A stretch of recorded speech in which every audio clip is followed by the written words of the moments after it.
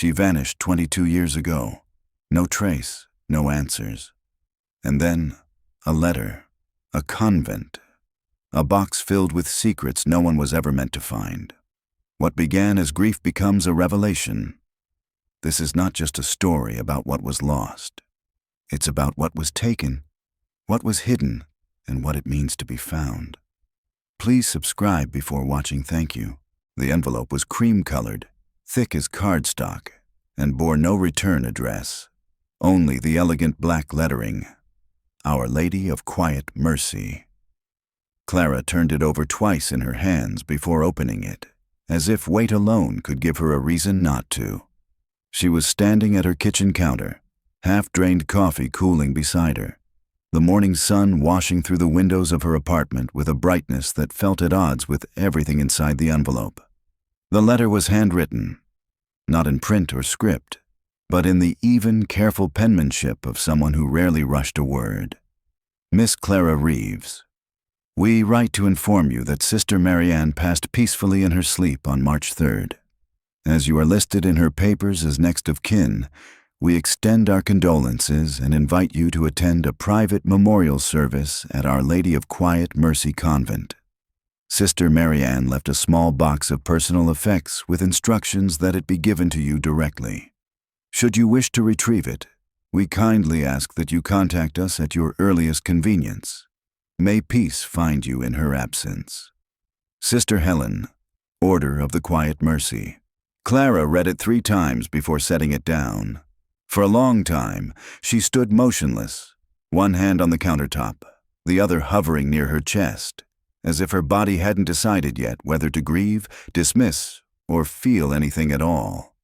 Her phone buzzed on the counter, a news alert, something about a senator resigning. It felt irrelevant.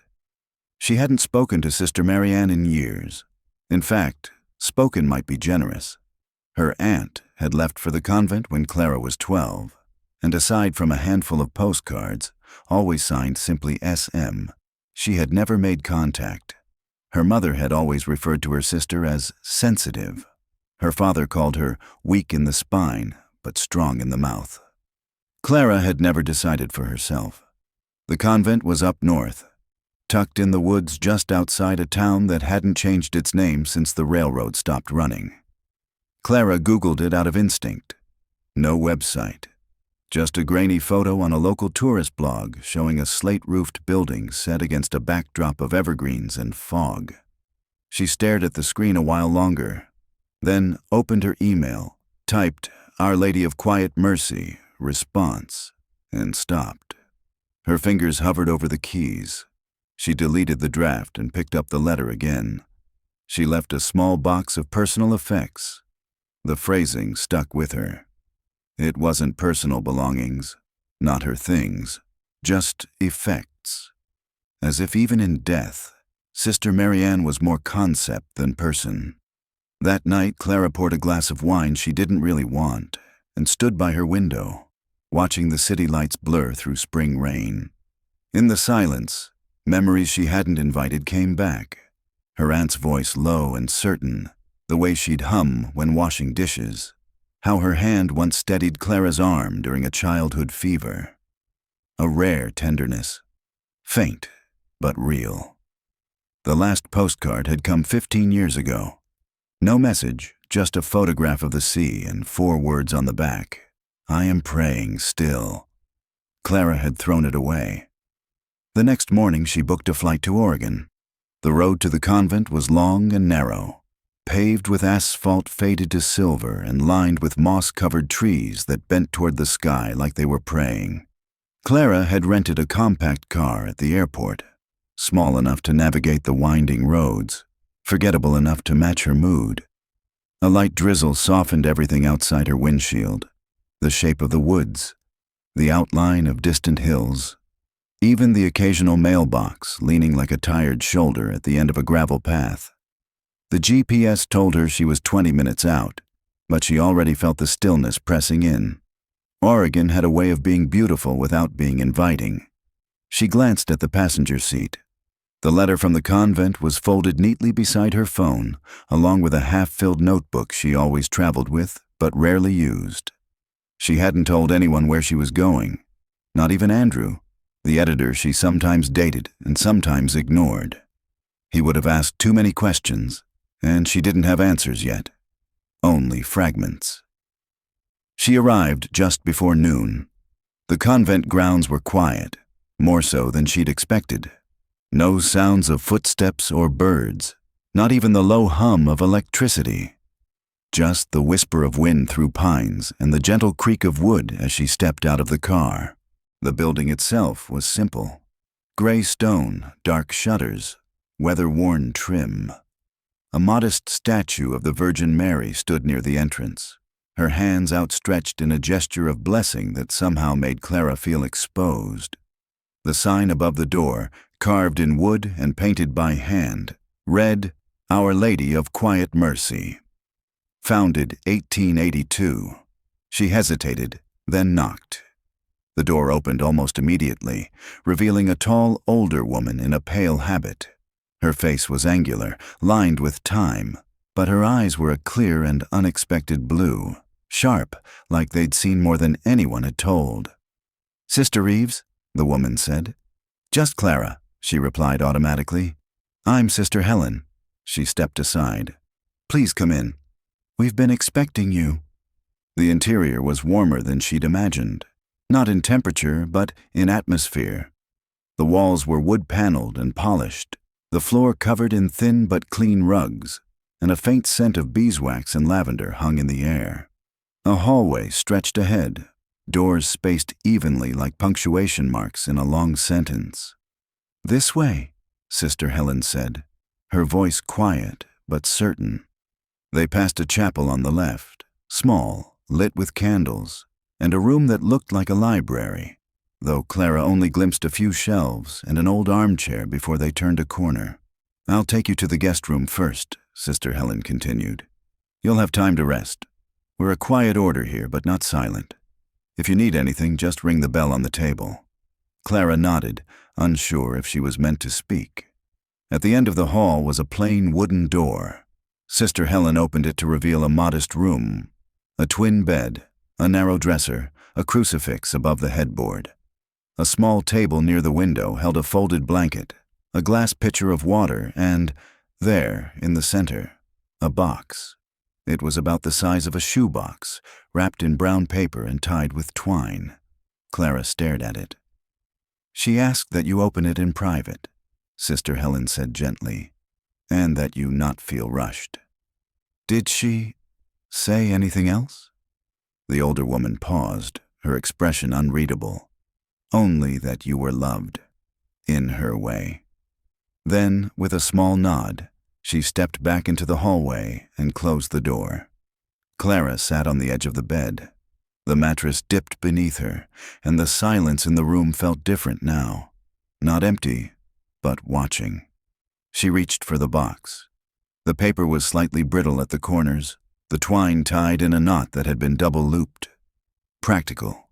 Protective. She hesitated before opening it.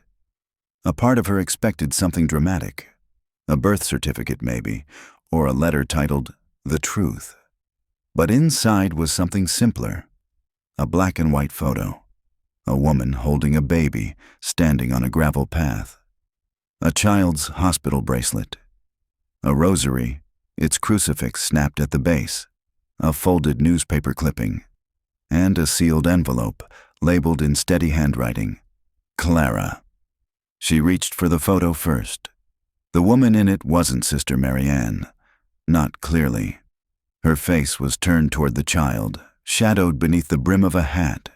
But the hands, long, delicate, strong, looked familiar. The child was a newborn, wrapped in a knit blanket. The photo had been taken with care, but not staged.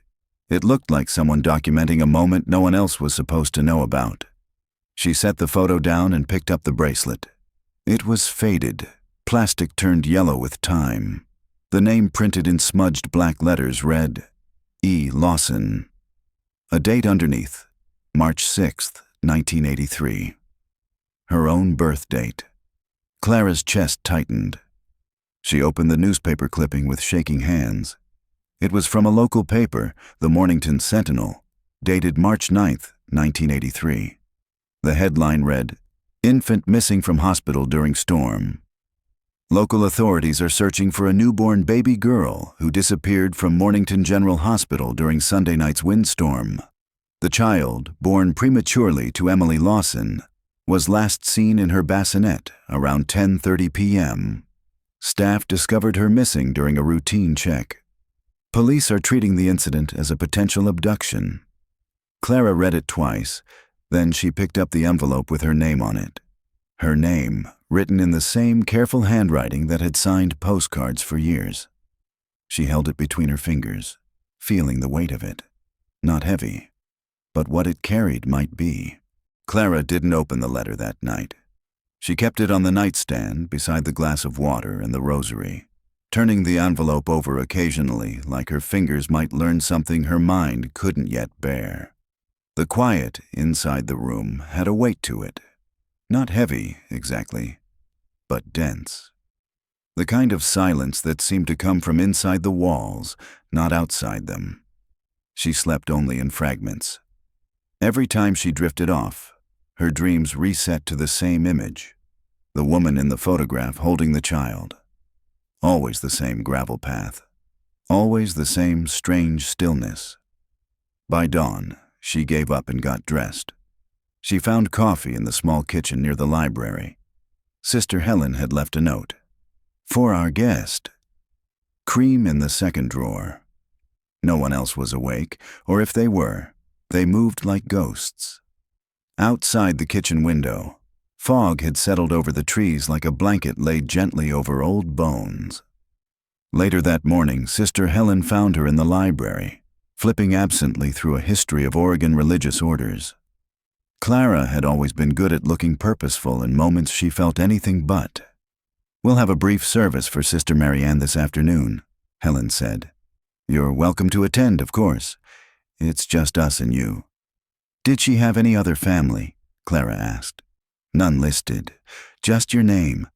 Clara nodded, unsure how that made her feel. She wanted to ask, "Why me? Why now?" But it felt childish, like the kind of question you ask the air, not another person. Instead, she said, "Did she talk about me?" "Not often," Helen admitted. "But when she did, it was with a kind of quiet ache." Clara closed the book. "That sounds about right." Helen tilted her head. "You didn't see her much after she came here?"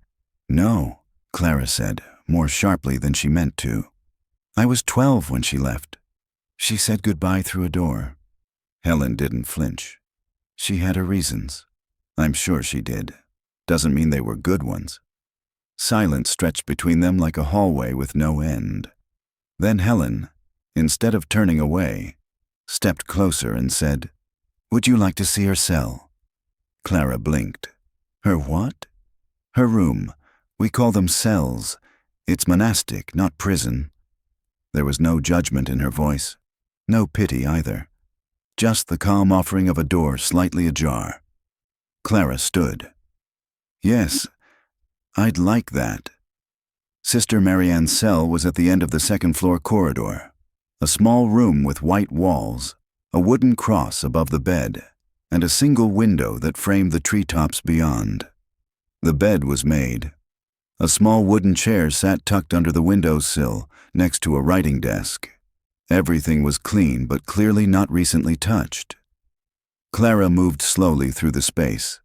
There was a small shelf with a few books, a worn Bible, Dark Night of the Soul, and a slim volume of Emily Dickinson's poems. One corner of the cover had been dog-eared down to the cardboard. On the desk, a fountain pen rested beside a leather-bound journal. Clara looked at Helen. "It's blank," the nun said. "She was writing letters instead. One of them is yours. The others she burned."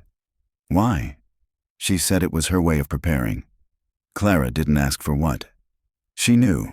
People like Maryanne didn't die without rehearsing. On the wall above the desk was a single framed photo. It was of a coastline, rocky, windswept, unmistakably Oregon. The sky was overcast. There were no people in the picture. Just sea and stone and sky, the way she had apparently wanted it. She used to go there? Clara asked. She loved that view, said it reminded her of the beginning of everything. Helen stood by the door, not rushing her, not intruding. Clara turned in the room one last time, letting her eyes rest on the window, the floor, the walls. It struck her as both incredibly sparse and deeply personal, like someone had emptied themselves into silence and left the shape of it behind. She was always good at disappearing, Clara murmured. She didn't disappear, Helen said quietly. She buried. The service was held in the chapel. It was brief, quiet, and deeply still. Just Clara and the nuns, some seated, some standing along the wall like shadows. Sister Helen read a short passage from Romans. Something about grace being sufficient. Clara didn't catch most of it.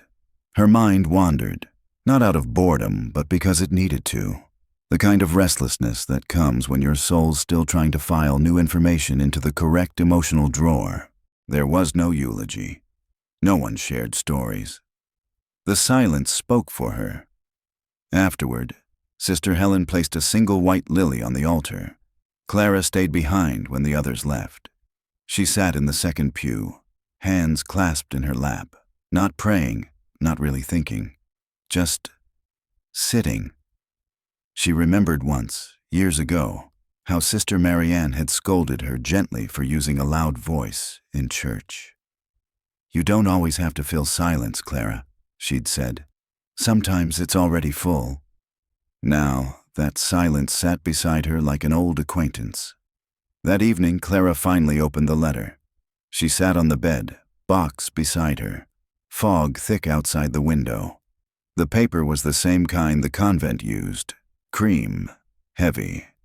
The handwriting was unmistakably her aunt's.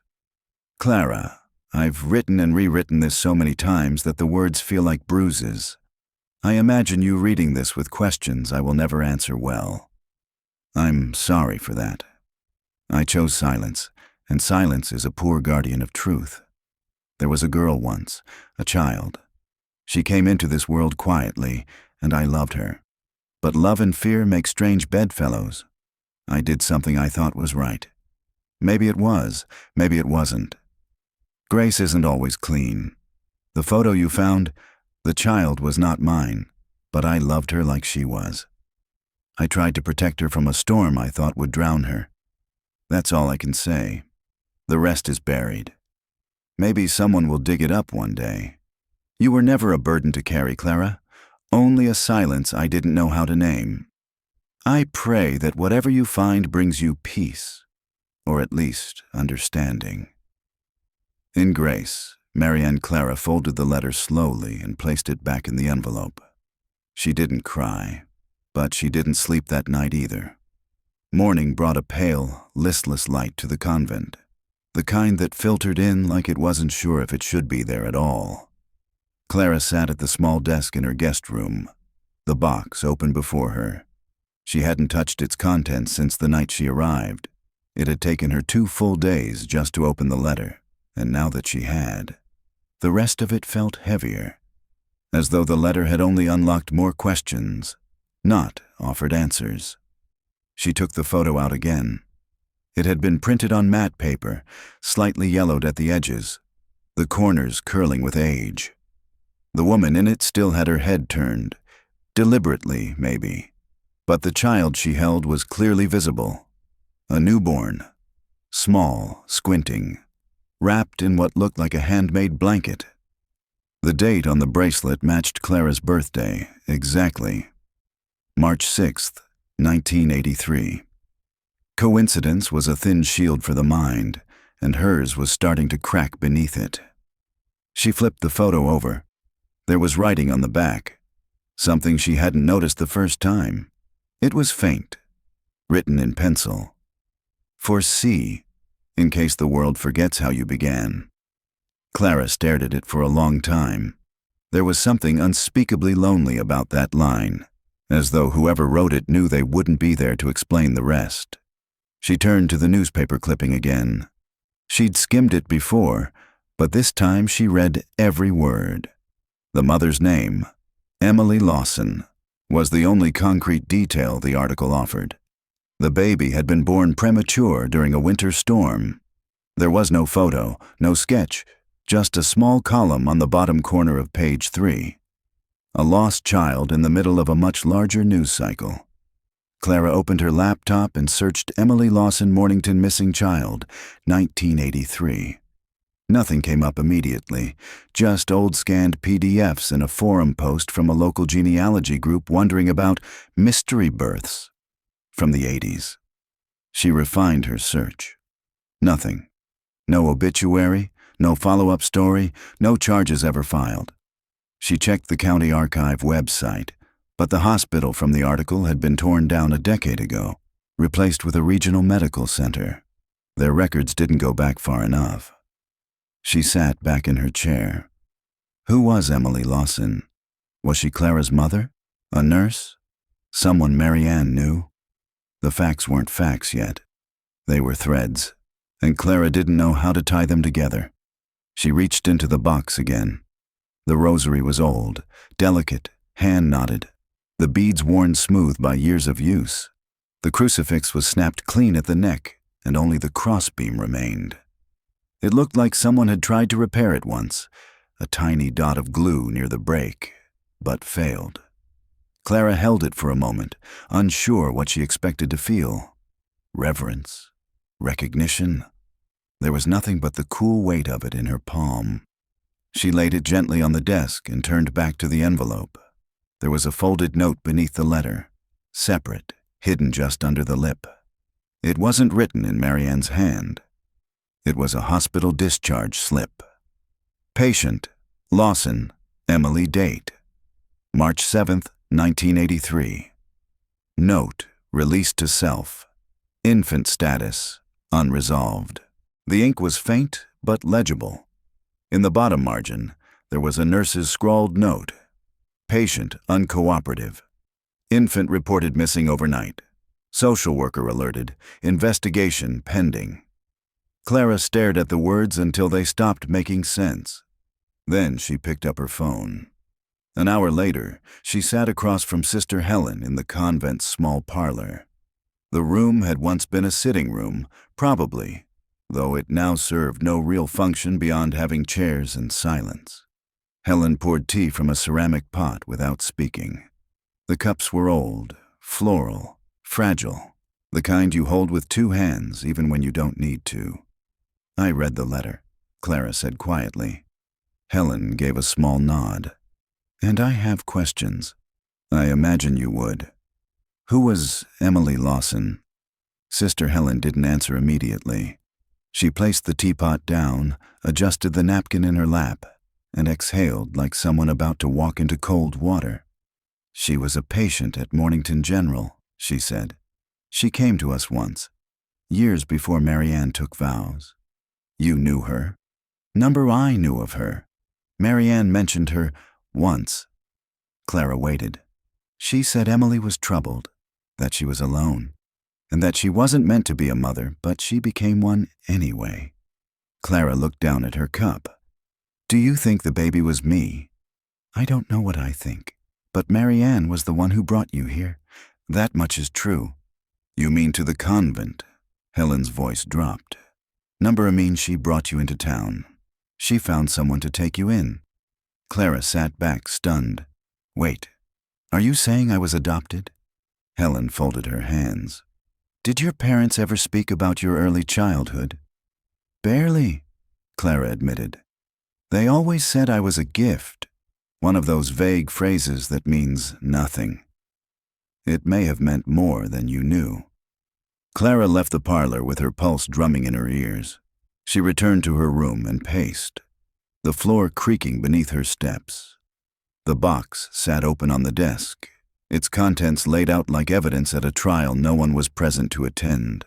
The bracelet, the clipping, the photograph, the rosary, the note.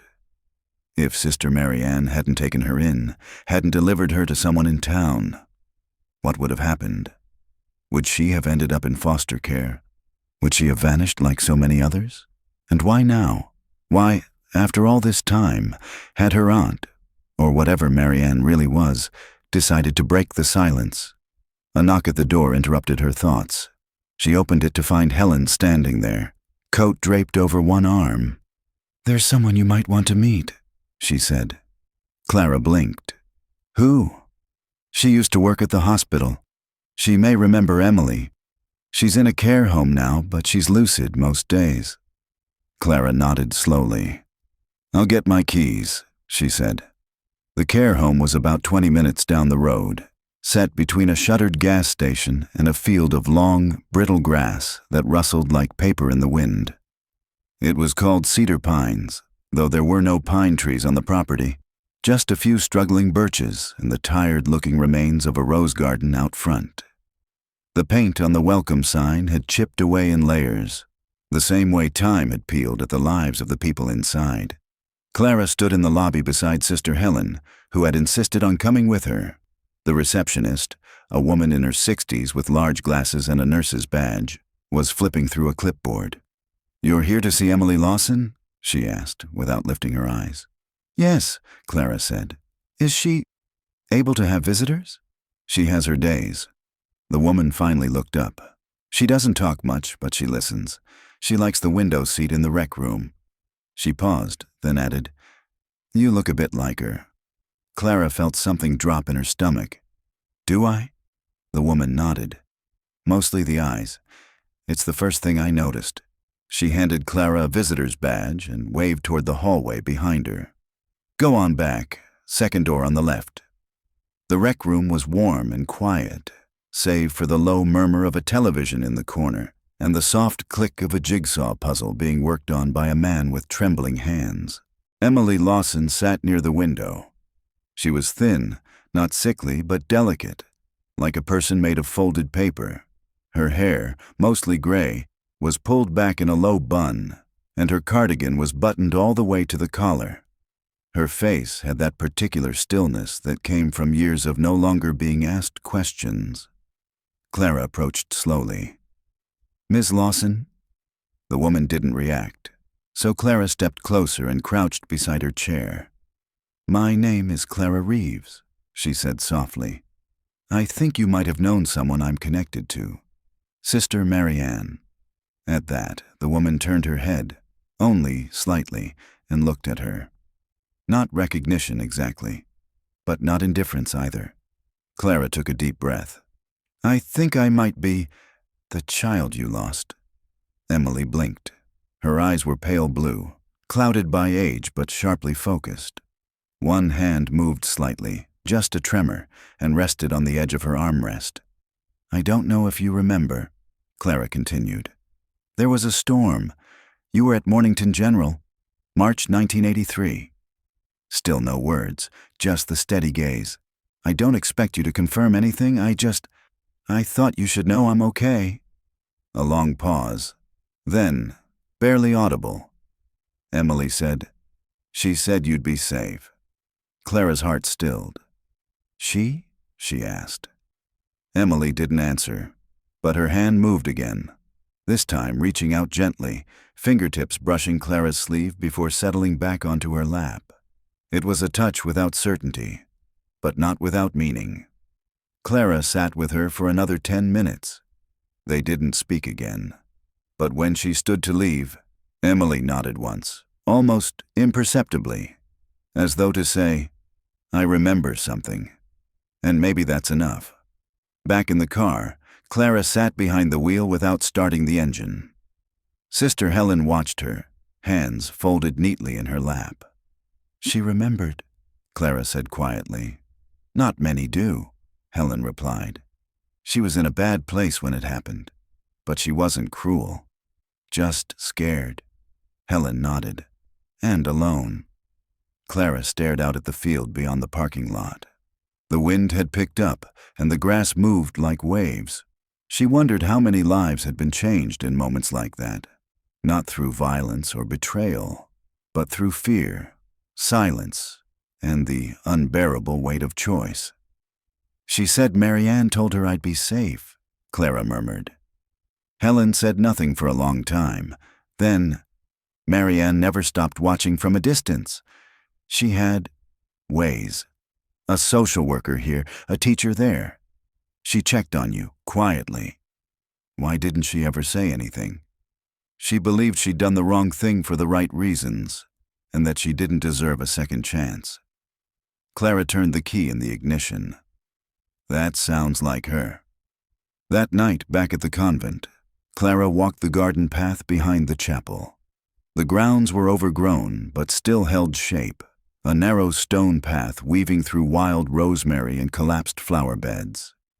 A wooden bench sat beneath a cedar tree at the edge of the grove. She sat there with the box on her lap, slowly turning its contents over one more time. The hospital bracelet, the photo, the clipping, the rosary, the discharge note. Each item whispered something incomplete, fragments that didn't quite add up to a whole truth, but which hinted at one. She took out her phone and opened the search engine again. Mornington birth records. March 1983. Emily Lawson, daughter adoption Catholic convent, unofficial placements DNA testing services. That last one stuck. She clicked on the link. If the bracelet was real, and it was, then maybe she could confirm at least one thing.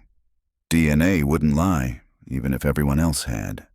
She ordered a kit. Then she sat back and let the dark fall over the convent like a blanket pulled across the past. Clara found Sister Helen in the chapel. The older woman sat in one of the back pews, hands resting in her lap, her head bowed but not in prayer. Her posture was too still, too deliberate, more like someone sitting with memory than with God. Clara didn't speak right away. She slid quietly into the pew behind her and waited. The silence between them settled gently, the way dust settles after a storm. When Helen finally spoke, her voice was quiet but certain. "You're not finished asking, are you?" Clara leaned forward. "Number, I don't think I ever will be." Helen turned slightly, her profile caught in the amber light from the stained glass. "I don't have all the answers," she said, "but I have a few, and maybe that's something." They walked the garden path together, the same one Clara had taken alone the night before. Morning mist still clung to the shrubs, and the soil was soft beneath their feet. Sister Helen stopped by a low stone wall near the back of the property. There was a bench here too, older than the one near the cedar tree, its wood bleached gray by sun and rain. "This is where she used to come," Helen said. "Maryanne, when she needed to think." Clara sat slowly, fingers tracing the rough edge of the stone wall. "Did she tell you about the baby?" Helen didn't answer immediately. "She told me pieces, years apart, and not all at once. Like someone hiding notes inside a wall and hoping the house wouldn't fall before someone found them." Clara nodded. "That sounds like her. She came to the convent shortly after the baby went missing. She wasn't seeking forgiveness. Not then. She was seeking somewhere to bury the grief." Clara turned toward her. "Was it grief or guilt?" Helen gave a small, sad smile. "Sometimes they're the same thing." The fog was beginning to lift as they walked back toward the chapel. "She wasn't the mother," Clara said suddenly. "She said so in the letter." "No," Helen replied. "But she wanted to be. She loved the child. I think she saw something in that baby that reminded her of herself. A chance to rewrite the story." Clara looked down at her shoes, her voice thin.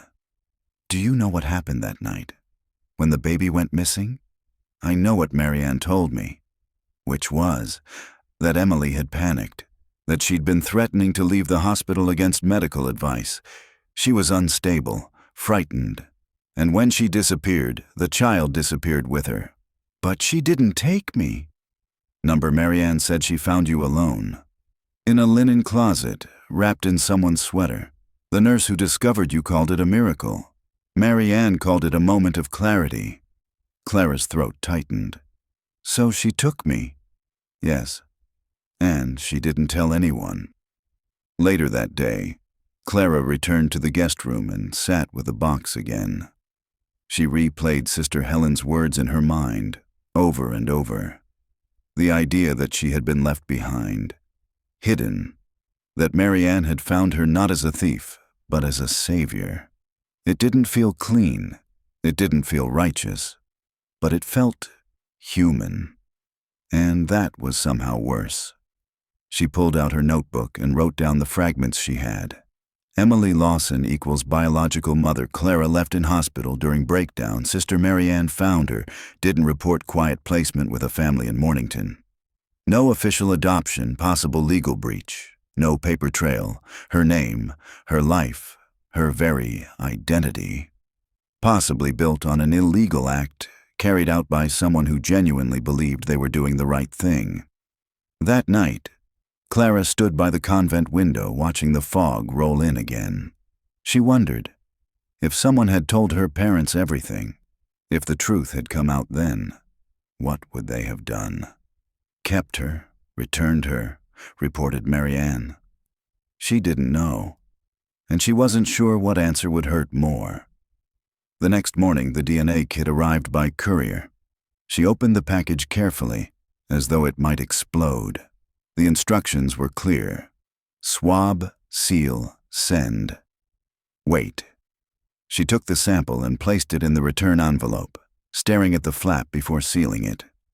Once it was closed, something shifted inside her. Not a sense of peace, but inevitability. The kind that comes after you've jumped and gravity does the rest. The envelope was gone.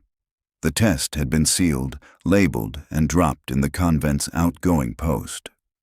Clara watched Sister Helen place it in the canvas mailbag without ceremony, as though it were no different than a prayer request or a letter to a supplier. But to Clara, it felt like an anchor. She returned to the guest room and lay on the bed fully clothed, eyes fixed on the ceiling. Her limbs felt heavy, her mind sluggish, like she was walking underwater. There was no immediate relief in action, only a new kind of waiting. 3 to 5 business days, the kit had promised. 5, realistically. 5 days. By day 2, the silence was starting to itch. Clara spent her time pacing the convent grounds, reading half of books she didn't remember starting, and watching the sky shift through the chapel's stained glass windows. The light that came through the colored panes painted the pews in fractured reds and blues, like memory bleeding across time. Sister Helen gave her space, but occasionally left a plate of food by her door. Always covered, always untouched by questions. On the 3rd day, Clara found herself in the convent's small archives room. She hadn't meant to go there. She had wandered past it before without interest. But something pulled her inside this time. The room was lined with wooden cabinets and labeled boxes. Records, sermons, obituaries. A quiet bureaucracy of faith. She wasn't sure what she was looking for until she found it. A folder labeled SM, tucked behind a box of baptismal records. She opened it slowly. Inside were 2 documents. The first was a simple form, an intake report. Maryanne Reeves, age 26, admitted to the convent in May of 1983. Seeking long-term cloister, personal trauma indicated, vows not yet made. The second document was shorter, handwritten, a note clipped to her intake. Arrived with infant child, child not claimed, declined to explain origins, permission granted for outside placement through informal channels. Entry condition, no further inquiry. Clara stared at it. There it was, not proof, not in a legal sense, but confirmation. The story Sister Helen had gently unfolded, now preserved in the brittle folds of bureaucracy. She sat down on the floor, the file still in her hands. She didn't cry. She didn't feel anything close to relief. Just a growing awareness of how many people had looked away so carefully, so completely. That night, the wind howled through the trees like it had somewhere to be. Clara stood outside the chapel, wrapped in a borrowed coat. The cold bit at her skin. But she didn't move. She thought about Emily Lawson, the woman who had looked at her with no clear recognition but hadn't looked away. About Sister Maryanne, who had made a decision out of desperation or hope or both. And about her parents, the ones who raised her, who may never have known the truth or had chosen not to ask. She realized she had no idea which was worse, being taken or being given away. Day 4 arrived with drizzle and silence. Clara was in the kitchen when Sister Helen entered carrying a small envelope. It was white, unmarked, the lab's return. "Your name's on it," Helen said, offering it without drama. Clara took it, fingers stiff. She waited until she was alone in her room to open it. The results were clinical, printed in black ink on sterile paper, impersonal and precise. The wording was what she had expected. Cold, definitive. Subject: Clara Reeves' biological match to Emily Lawson. Confirmed, 99.998%. Relationship maternal. No matching DNA found for other potential relatives in current database. Clara read it once, then again. There it was. Emily Lawson was her biological mother. No doubt, no ambiguity. The woman in the care home, quiet, brittle, unfamiliar, had given her life, and Maryanne had taken it from her. Or saved it, or both. Clara didn't leave her room that evening. She sat at the desk and stared out at the fog, her thoughts circling like birds with nowhere to land. Was she angry? Yes, but it was a dull, tired anger. The kind that came not from betrayal but from too many people deciding things on her behalf. She felt something break, but quietly. Not like a window shattering, more like a button popping loose on a well-worn coat. She whispered, "What would you have done if you'd been me?" But Maryanne wasn't there to answer. Only the quiet rosary on the desk and the broken cross beside it. The next morning, Clara asked Sister Helen one question. Did she ever regret it? Helen didn't ask what it meant. She didn't say, but I think she prayed about it every day. That's not the same as regret. The tapes were hidden in plain sight. A shoebox beneath Sister Maryanne's bed, tucked behind a row of paperback theology books and an old pair of sandals. Nothing secret, just forgotten. Clara had returned to the room one last time, unsure of what she was looking for, until her hand brushed the cardboard edge. Inside were 6 cassette tapes, each labeled in the same neat handwriting. 1. March 1987 2. May 1991 3. July 1996 4. December 2001 5. June 2007, 6th August 2013. No, Helen agreed. But it's close. There was no recorder in the room, but Sister Helen provided one from the archives, a dusty black device with peeling foam around the earpiece. I think she meant for someone to find them, Helen said. She didn't lock them away. She left them under memory, not under key. Clara nodded. She waited until night. She chose the 1991 tape first, not the earliest, not the most recent. Just the middle. She pressed play. There was a moment of soft static, then the sound of Sister Maryanne's voice. It was strange, familiar but distorted, like a song you knew in childhood played on broken speakers. It's summer, the voice said. The bells rang at 6 this morning. I prayed, but my mind wandered. A pause. There's something about grief. It doesn't age. You do, but it doesn't. Clara sat still, knees pulled up to her chest. Today I dreamed of her again. The child. She was wearing red. We were walking in a field. She asked me if she had ever had a real name. I couldn't answer her, because I never knew what name she should have had. Clara clicked stop. She stared at the tape in her hand. It didn't feel like listening to a confession. Not really. It felt like hearing someone talk to a part of themselves they couldn't look in the eye. She inserted another tape, this one from 2007. I almost wrote to her today. She'd be, what, 24 now? I think about where she might be. College, a job, maybe angry, maybe fine.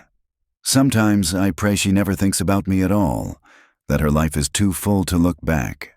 A pause. Then softer. But mostly, I hope she's the kind of person who does look back, because that means she was raised with love. And questions. Clara pressed pause again. She let the silence stretch. Was she the kind of person who looked back? She didn't know anymore. She wasn't sure if this journey was courage or just compulsion. She played another segment. Tape 3, July 1996. I went to town last week. There was a girl there. Couldn't have been older than 13. She had your walk. That same distracted way you looked at things, like they were saying something but not out loud. I followed her, not for long, just until I saw her mother. Not me, just someone steady. You were steady once, before I handed you off. God forgive me. I never stopped seeing you in strangers. Clara's throat tightened. She fast-forwarded the tape and hit play again. If someone ever listens to these, if it's you, I don't want your forgiveness. I don't deserve it. I want you to know that you were not a mistake. The mistake was thinking I had the right to fix what wasn't mine. It was nearly 2 a.m. when Clara stopped listening. Her head ached from the headphones. Her chest hurt worse. She lined the tapes up on the desk like gravestones. There was no final recording. Nothing after 2013. 11 years of silence followed. Clara didn't wonder why. She already knew. Some things get quieter as they approach the end. Not out of peace, out of exhaustion. She went to Sister Helen the next morning and asked, "Did you know about the tapes?" "Yes," Helen said. "Why didn't you say anything?" "They weren't mine to give. They were yours to find." Back in her room, Clara wrote for the first time since arriving. Not an article, not a profile, just words. She didn't try to name what she felt. She simply wrote down what she knew. That memory is a form of faith. That silence can be louder than guilt. That being saved and being taken are sometimes the same thing. And that Maryanne, the woman she had once known as her quiet, disappearing aunt, had never truly disappeared at all. She'd just been waiting to be heard. The results came on a Tuesday. A plain envelope again, no fanfare. Just a second return from the DNA service. Clara sat at the desk with her hand resting on the unbroken seal for several minutes before opening it. She already knew what it said. She could feel it. Still, she read the paper slowly, letting each sentence settle. Subject: Clara Reeves matched to Emily Lawson. Confirmed a relationship, biological mother. No confirmed match to Maryanne Reeves, no additional first-degree relatives found in current database. No surprise. But surprises weren't the only things that could shake you. She walked to the chapel after, though not to pray, just to sit. The light slanted through the windows as it always did, beautiful and uncaring. Clara sat in the back pew, letter folded beside her, hands clasped but idle. She kept thinking, now what? There was no courtroom to visit, no family meeting to hold, no big revelation that changed everything. There was only the truth, and it didn't fix anything. That evening, Clara and Sister Helen sat at the old wooden table in the convent kitchen, drinking tea in silence. Eventually, Clara asked, "Why do you think she never told me?" Helen stirred her cup. "I think she believed it would hurt you more than help you. That her sin, if that's what it was, should die with her." Clara nodded slowly. "But she left the box." "She did. She made sure I would find it." "She did," Helen repeated. "Even guilt wants to be known before it dies." Clara looked down into her cup. "She wasn't my aunt." "No," Helen agreed. "But she loved you. I don't know if that makes it better or worse." The next day, Clara drove into town for the first time. She had avoided Mornington proper. The grocery store, the library, the people. Until now. But something pulled her in. Not curiosity, not nostalgia, just the weight of a story that had lived its life in the dark. She parked outside the Mornington Public Library, a red brick building that hadn't changed much since the 80s. Inside, a librarian in her 40s looked up and offered a neutral smile. "Can I help you find something?" "I think so," Clara said. "Do you keep local obituaries?" "Back to the 60s, paper and digital. What name?" "Emily Lawson," the librarian typed, then clicked. "We've got some articles. Not an obituary, though. She's still alive, I think. Long-term care." Clara nodded. "I visited her." "You family." "I'm not sure what I am." The librarian paused, unsure how to respond. "I'll print the records for you," she said gently. Clara sat with the pages at a corner table by the window. Emily had lived a quiet, sad life. A few arrests for trespassing, one minor drug charge, a short stay in a psychiatric ward. Nothing violent, nothing malicious. Just a person slowly unraveling in a world that didn't catch her in time. The last entry before the care home admission read, "Subject disoriented." Mentioned the nun several times. Claims child was taken. No official record of custody loss. The words stared back like a bruise she didn't remember getting. Back at the convent, Clara sat by the window in her guest room as night settled over the trees. She no longer saw herself as stolen. She wasn't given away either. She was redirected. A decision made by two broken women. One unable to hold on, the other unable to let go. Who had both believed they were doing what was best for a child they barely knew. And maybe they were. Maybe they weren't. The truth hadn't clarified her life. It had made it more uncertain, but at least it was honest now. And honesty, Clara was learning, was not the same as closure. The receptionist at Cedar Pines recognized her this time. "Back again?" she asked with a faint smile. "Emily's in the same place, window seat as always." Clara nodded and signed in. The clipboard wobbled under her pen. Her hands were steady. Her chest wasn't. It had been a week since the DNA results arrived. She hadn't told anyone. Not Sister Helen, not Emily, not even herself in any complete way. Saying it out loud felt permanent, and nothing about this felt like it belonged to permanence. She walked the familiar hallway, her boots soft against the linoleum. The faint scent of antiseptic mingled with something warmer, maybe a diffuser, maybe just time. The rec room was quiet. A TV played something low and familiar, a news anchor murmuring into the air like background weather. Emily Lawson sat exactly where she had before. Same cardigan, same hair pinned in a loose bun, a different blanket folded across her knees. Blue this time, stitched in a clumsy zigzag. Clara walked toward her slowly. "Hi," she said, keeping her voice gentle. Emily didn't look up. Clara sat beside her. "I got the results," she said. "You're my mother." Still, no reaction. "I thought maybe knowing would change something," Clara continued. "That I'd understand you, that I'd understand her. But I think I only understand what it feels like to be between two people who didn't get to choose much." That made Emily turn. Not sharply, not dramatically. Just enough. Her eyes were cloudy, but they locked with Clara's. The recognition wasn't full. Not a lightning strike, not a gasp. But it was there. A flicker, a pause, a depth that hadn't been there before. Emily reached out and touched Clara's sleeve, the same way she had the first time. This time Clara took her hand and held it.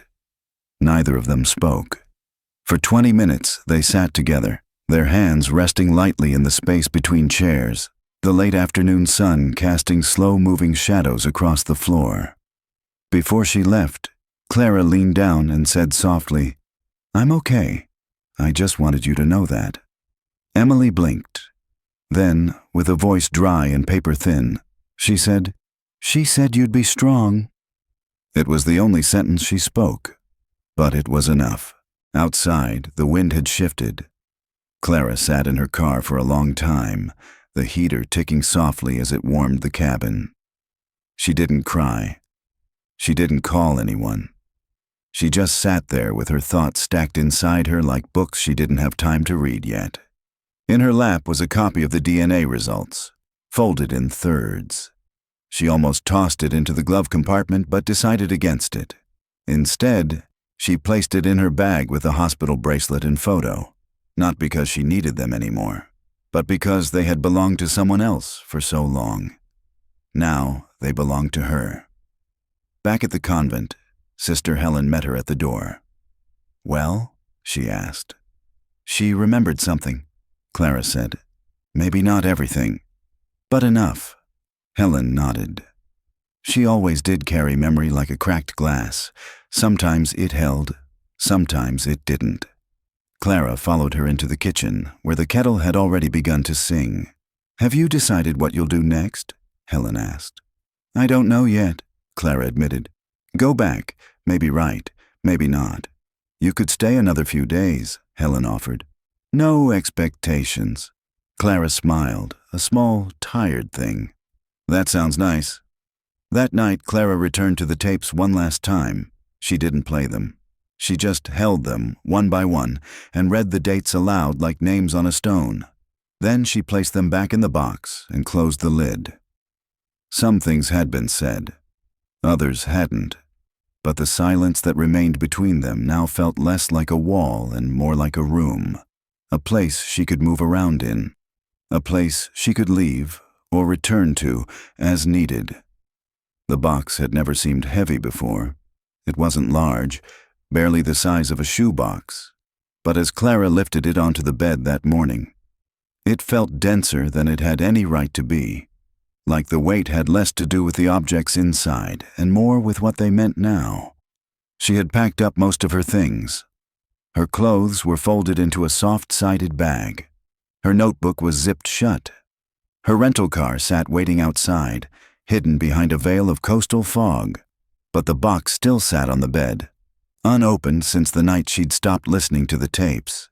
She ran her hand along the lid. The grain of the wood was smooth, almost warm. She hadn't intended to open it again, but something tugged. Clara turned it over. That's when she noticed the lining. The bottom panel wasn't flush. A small seam ran along one edge. Subtle, almost invisible unless you were searching for it. She pressed gently. The panel shifted beneath her fingers, then gave way with a soft click. Inside, tucked flat beneath the wood, was a sealed envelope. Her name was written on the front. But this time, it wasn't Clara. It was, "To the child I gave away." She sat down slowly. The letter felt warm in her hands. Not from heat, from presence, as if it had waited patiently all these years for exactly this moment. She unfolded it with care. Maryanne's handwriting was the same, steady, controlled. Only this time, it seemed more vulnerable, less rehearsed. "To the child I gave away. I've been writing this letter in my mind since the day I left you in that quiet, careful house with people I prayed were good. Some days I think you were better off never knowing. Other days, I think you always knew. I want to tell you something I've never said aloud, even to myself. I didn't find you by accident. I was there that night, the night you were born. I knew your mother. Not well, but enough to know she wasn't ready. Enough to know that the world wouldn't be kind to a child born into her life. When she panicked, when she left you, I waited before speaking. I watched. And then I took you. I didn't call the police. I didn't alert the nurses. I told myself it was compassion, but it wasn't. Not entirely. It was fear and guilt and something harder to name. I loved you the moment I saw you. That's the truth I never said. You were not mine, but I wanted you to be. And when I gave you away again, placed you into someone else's hands, it broke something in me that never healed. People will say what I did was wrong. They may be right, but you were never a mistake. You were the only thing in my life that ever felt entirely real. If you're reading this, it means I failed to say these words aloud. But maybe this is better. I don't want forgiveness.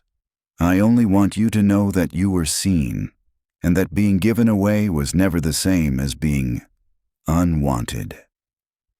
Emma. Clara sat with the letter in her lap for a long time. She didn't cry. She didn't speak. Her eyes rested on the final line, tracing it like a scar. Being given away was never the same as being unwanted.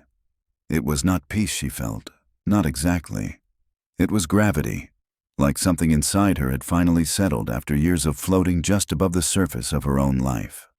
She walked out to the chapel with the letter folded in her coat pocket. Sister Helen was lighting candles near the altar.